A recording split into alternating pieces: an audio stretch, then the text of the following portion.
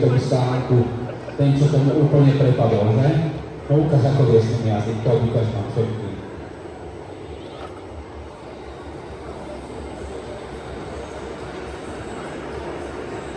To je model, čo to je? To je model džípu? No vyber ho.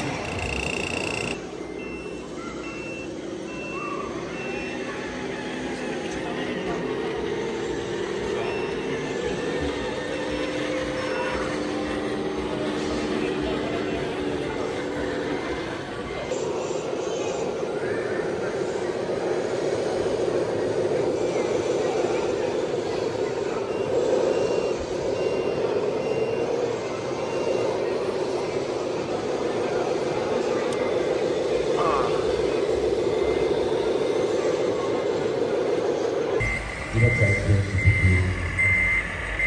Automatisch dann versuchen Sie mal großes nur begleiten. Es macht auch Spaß, als ein Endgerät vielleicht. Aber es ist auch so bleiben Sie bei uns stets gleich. Wir voll los!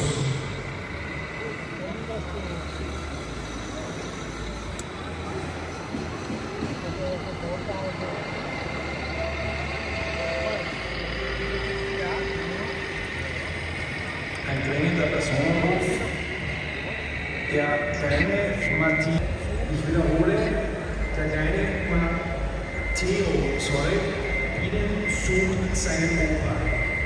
Der Junge ist im Foyer bei der Information und wartet auf seinen Opa.